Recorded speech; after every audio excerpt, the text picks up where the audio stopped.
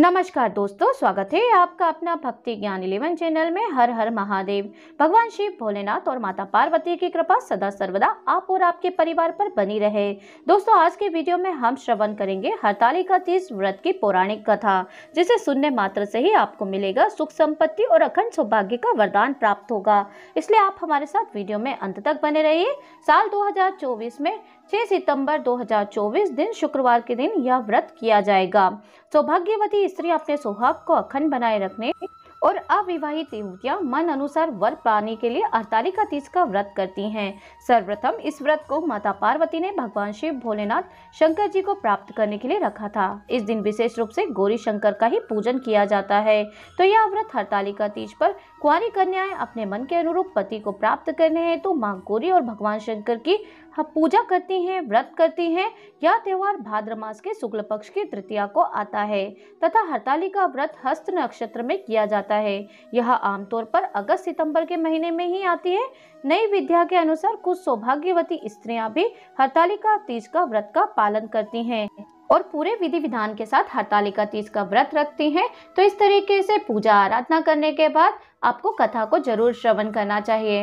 तो अब हम भी यहाँ पर कथा को प्रारंभ करते हैं, लेकिन कथा के जो नियम है वो मैं आपको बता देती हूँ। अगर आप कथा को श्रवण कर रहे हैं तो पूरा अंत तक श्रवण करिए और भगवान शिव भोलेनाथ, माता पार्वती, गजानन गणपति जी का ध्यान करते हुए आप कथा को श्रवण करेंगे। तो बोलिए भगवान शंकर की जय, माता पार्वती की जय, गजानन गणपति जी की जय। तो कथा प्रारंभ होती है। एक कथा के अनुसार माँ पार्वती ने अपने पूर्व जन्म में भगवान शंकर को पति रूप में प्राप्त करने के लिए हिमालय पर गंगा के तट पर अपनी बाल्य अवस्था में अधोमुखी होकर घोर तप किया। इस दौरान उन्होंने अन्न का सेवन नहीं किया, काफी समय सूखे पत्ते चबाकर ही काटे और फिर कई वर्षों तक उन्होंने केवल हवा ही ग्रहण कर जीवन व्यतीत किया। माता पार्वती की यह स्थिति देखकर उनके पिता अत्यंत दुखी थे। इसी दौरान एक दिन महर्षि नारद भगवान विष्णु की ओर से माता पार्वती जी के विवाह का प्रस्ताव लेकर मां पार्वती के पिता के पास पहुंचे, जिसे उन्होंने सहर्ष से स्वीकार कर लिया। पिता ने जब बेटी पार्वती को उनके विवाह की बात बतलाई तो वे बहुत ही ज्यादा दुखी हो गईं और जोर जोर से विलाप करने लगी। फिर एक सखी के पूछने पर माता ने उसे बताया कि यह कठोर व्रत भगवान शिव को पति रूप में प्राप्त करने के लिए कर रही हैं, जबकि उनके पिता उनका विवाह श्री विष्णु जी से कराना चाहते हैं।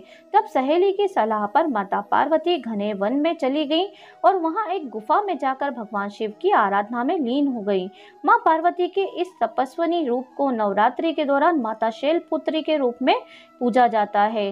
भाद्र शुक्ल तृतीया तिथि के हस्त्र नक्षत्र में माता पार्वती ने रेत से शिवलिंग का निर्माण किया और भोलेनाथ की स्तुति में लीन होकर रात्रि जागरण किया।